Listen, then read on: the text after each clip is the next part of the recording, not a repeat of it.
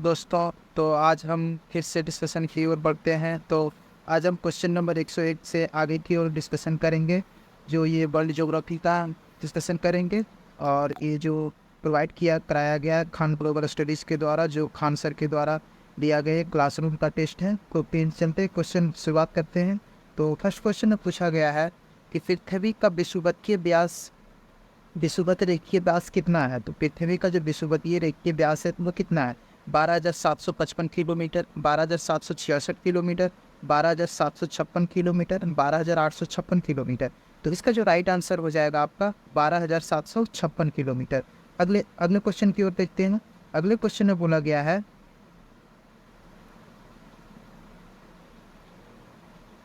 पृथ्वी के विषुवतीय रेखीय तथा ध्रुवीय व्यास के में कितना अंतर है। पृथ्वी का जो विषुवत रेखीय व्यास और ध्रुवीय व्यास जो है, इसमें कितना अंतर है? 42 किलोमीटर, 46 किलोमीटर, 44 किलोमीटर, 42 या 43 किलोमीटर। तो इसका जो राइट आंसर हो जाएगा 102 का जो राइट आंसर हो जाएगा ऑप्शन नंबर डी। देखिए, कहीं कहीं आपको 42 किलोमीटर भी दिया जाएगा, तो कहीं कहीं 43 किलोमीटर भी दिया जाता है। तो ये आपको देखना है क्वेश्चन में। अगर 42 और 43 दोनों दिया जाए तो हम यहाँ पे 43 को टिक आउट करके आगे बढ़ेंगे। तो अगले क्वेश्चन की ओर बढ़ते हैं। अगले क्वेश्चन नंबर 103 में पूछा गया है पृथ्वी की आकृति कैसी है। मतलब पृथ्वी की जो शेप पूछा गया, पृथ्वी का जो शेप है वो कैसा है? सर्पिलाकार है, नारंगी के समान है, गोलाकार है, या फिर जियोड है। तो इसका जो राइट आंसर हो जाएगा आपका जियोड हो जाएगा, ऑप्शन नंबर डी। अपसौर कब होता है? अपसौर जो होता है वो कब होता है, किस तिथि को घटित होता है अपसौर?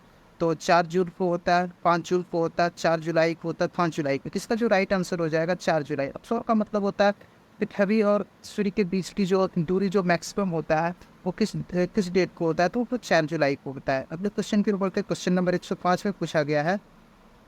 क्वेश्चन नंबर 105 में पूछा गया उपसौर कब होता है, मतलब जब नज़दीक हो जाए तो वो कब होता है? 3 जून को होता है, 4 जून को होता है, फिर 3 जनवरी को होता है, फिर 4 जनवरी को होता है। तो इसका जो राइट आंसर हो जाएगा 105 का राइट आंसर हो जाएगा 3 जनवरी को उपसौर की घटना घटती है। तो आगे की ओर देखते हैं। अगला क्वेश्चन में पूछा गया है कि अपसौर और उपसौर को मिलाने वाली रेखा को क्या कहते हैं। जो अपसौर या उपसौर जो होता है, दोनों को जो मिलाने वाली रेखा होता है, दोनों को मिलाने वाली जो रेखा होता है उसको किस लाइन से नाम से जाना था? क्रॉस लाइन हो गया, एप्साइड लाइन हो गया, कर्व लाइन हो गया, इनमें से सभी। तो इसका जो राइट आंसर हो जाएगा एप्साइड लाइन आपका राइट आंसर हो जाएगा। अगले क्वेश्चन की ओर देखते हैं। क्वेश्चन नंबर 107 में पूछा गया है सूर्य तथा पृथ्वी के बीच औसत दूरी कितनी है। सूर्य और पृथ्वी के बीच जो है, सूर्य और पृथ्वी के बीच जो है वो एवरेज दूरी पूछा गया है, वो कितनी है। तो इसका जो राइट आंसर की ओर देखते हैं। इसका तो इसका ऑप्शंस दिया हुआ 15 करोड़ किलोमीटर, 16 करोड़ किलोमीटर, 17 करोड़ या फिर 18 करोड़। तो इसका जो राइट आंसर हो जाएगा 14.96 करोड़ किलोमीटर होता है, लेकिन इसका जो एवरेज पूछा जाए तो 15 करोड़ किलोमीटर इसका राइट आंसर हो जाएगा। 107 का ऑप्शन नंबर ये आपका राइट आंसर हो जाएगा। तो अगले क्वेश्चन की ओर चलते। 108 में पूछा गया है सूर्य के प्रकाश को पृथ्वी तक आने में कितना समय लगता है। पूछा गया सूर्य के प्रकाश को पृथ्वी तक आने में कितना समय लगता है। 8 minute 15 second, 8 minute 16 second, 8 minute 14 second, या 8 मिनट 13 सेकेंड। तो इसका जो राइट आंसर आप देख सकते हैं 8 मिनट 20 सेकेंड के आसपास लगता है। उसके नज़दीक कौन सा दिया हुआ है, तो 8 मिनट 16 सेकेंड हम इसको राइट आंसर करेंगे। ऑप्शन नंबर 20 का राइट आंसर हो जाएगा। क्वेश्चन नंबर अब देखते हैं 109। 109 में पूछा गया पृथ्वी का जीवाश्म किसे कहा जाता है। मतलब जीवाश्म किसे कहा जाता है, पृथ्वी का जीवाश्म किसे कहता है। तो मंगल को, लोड स्टार को, चंद्रमा को, या सेंटोरस को। तो इसका जो राइट आंसर हो जाएगा आपका ऑप्शन नंबर का होगा सी, चंद्रमा को पृथ्वी का जीवाश्म कहा जाता है। तो अगले क्वेश्चन की ओर देखते हैं। अगले क्वेश्चन में पूछा गया है चंद्रमा का अध्ययन क्या कहलाता है। चंद्रमा का अध्ययन जो है वो क्या कहलाता? सोनोलॉजी कहलाता, फोमोलॉजी कहलाता, सेरोलॉजी कहलाता, या सेलेनोलॉजी कहलाता है। तो इसका जो राइट आंसर आपका हो जाएगा सेलेनोलॉजी कहलाता है। तो अगले क्वेश्चन की ओर देखते हैं। अगले क्वेश्चन 111 में पूछा गया है कि खान सर यदि चंद्रमा से आकाश को देखें तो आकाश कैसा दिखेगा। मतलब चंद्रमा पर जब जाए, चंद्रमा से जब आकाश की ओर देखा जाए तो आकाश कैसा दिखेगा? काला दिखेगा, नीला दिखेगा, लाल दिखेगा, या फिर पीला दिखेगा। तो इसका जो राइट आंसर हो जाएगा काला दिखेगा, क्योंकि वायुमंडल के अभाव के कारण आकाश जो आपका काला दिखाई देगा। तो अगले क्वेश्चन की ओर देखते हैं। अगला क्वेश्चन में पूछा गया है। अगला क्वेश्चन में पूछा गया है कि जब चंद्रमा की दूरी पृथ्वी से अधिकतम हो जाए तो उसे क्या कहा जाता है। वहाँ पे पृथ्वी और सूर्य की बात की जा रही थी। यहाँ पे चंद्रमा और पृथ्वी की दूरी की बात की जा रही है। अधिकतम दूरी हो जाए तो क्या कहा जाता है।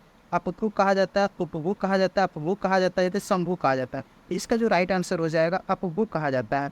चंद्रमा और पृथ्वी के बीच की अधिकतम दूरी को अपभू कहा जाता है।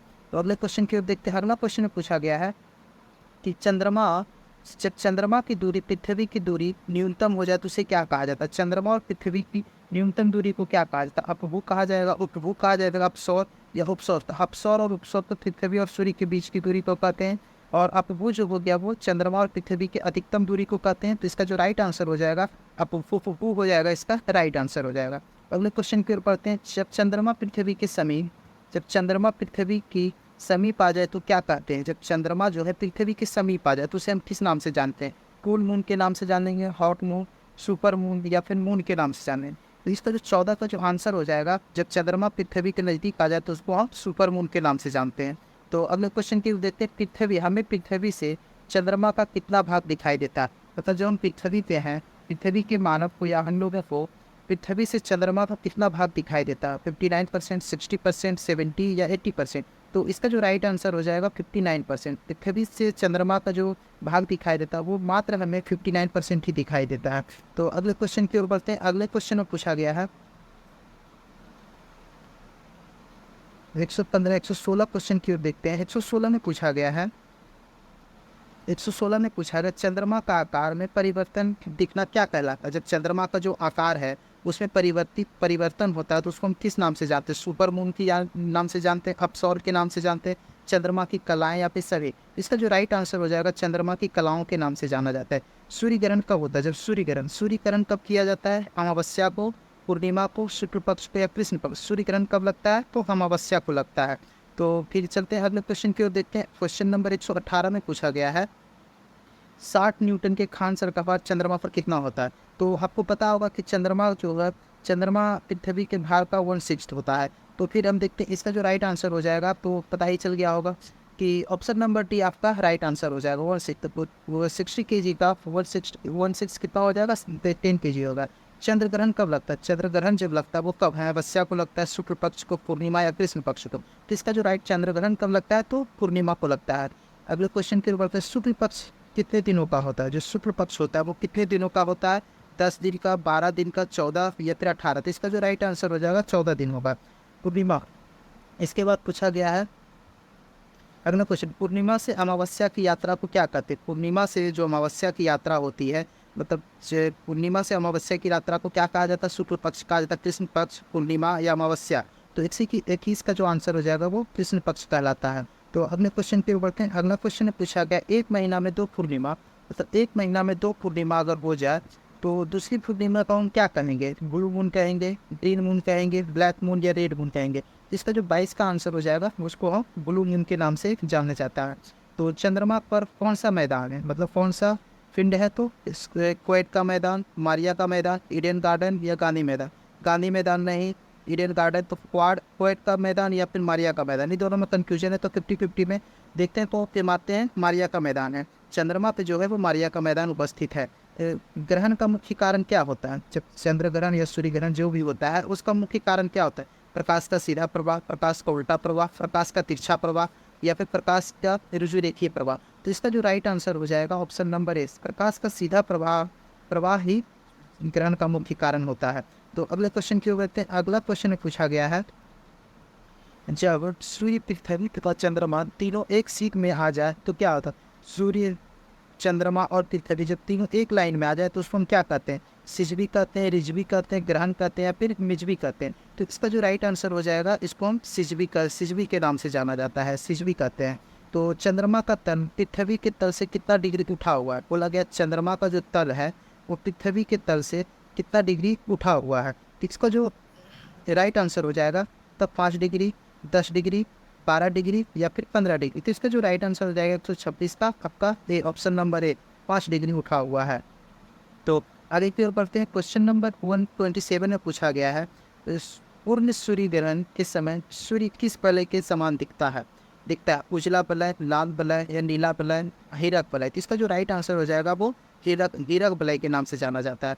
तो अगला क्वेश्चन की ओर देखते हैं। सूर्य ग्रहण के समय सूर्य के देखने वाला भाग क्या कहलाता है? जब सूर्य ग्रहण होता है, जब सूर्य के भाग को देखा जाता है तो इसको कौन सा नाम से जाना जाता है? कोरोना के नाम से, काराना के नाम से, किराना या फिर कोरोना के नाम से? इसका जो राइट आंसर हो जाएगा कोरोना के नाम से जाना जाता है उसको। तो 129 में देखते हैं, 129 में बोलता है सूर्य के ग्रहण की प्रथम जानकारी किसने दिया था? जो सूर्य का जो ग्रहण लगता है, सूर्य ग्रहण जो होता है वो किसने किसने उसकी प्रथम जानकारी दिया था? तो इसका जो राइट आंसर हो जाएगा लाप्लास ने दिया था।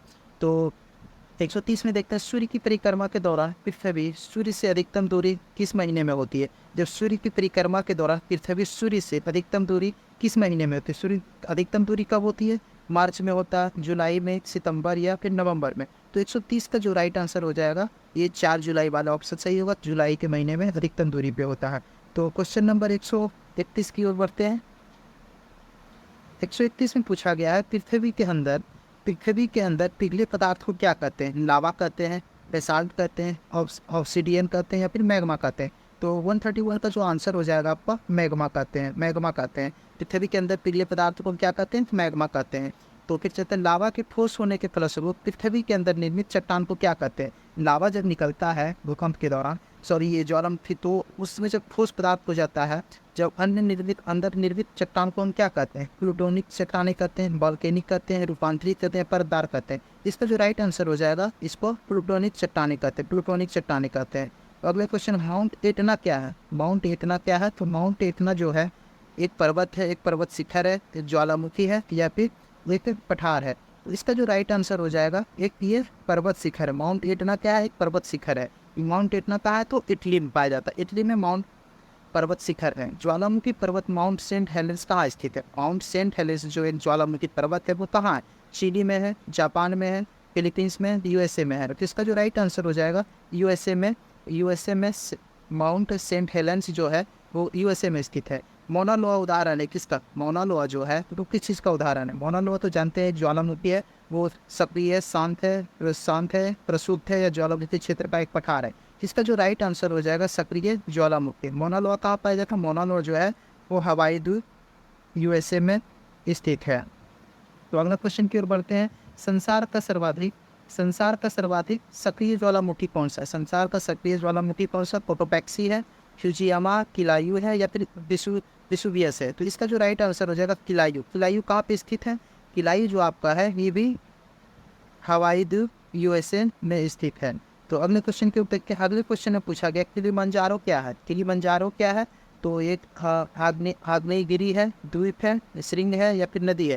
तो इसका किलिमंजारो जो है वो आपका द्वीप है, एक द्वीप है। जो किलिमंजारो कहाँ है? तो ये तंजानिया में स्थित है। अगले क्वेश्चन में मौना लोआ एक सक्रिय ज्वालामुखी है, कहाँ है? अलास्का में है, हवाई द्वीप में है, इटली में है या फिर जापान में? इसका जो राइट आंसर होगा हवाई द्वीप जो यूएसए में स्थित है।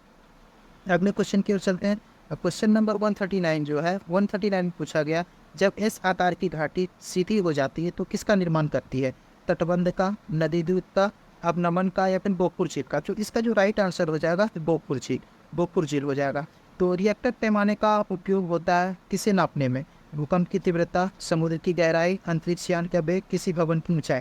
इसका जो राइट आंसर हो जाएगा भूकंप की तीव्रता नापने में इसका प्रयोग किया जाता है। तो दोस्तों आज हम अपना डिस्कशन यही रोकते हैं।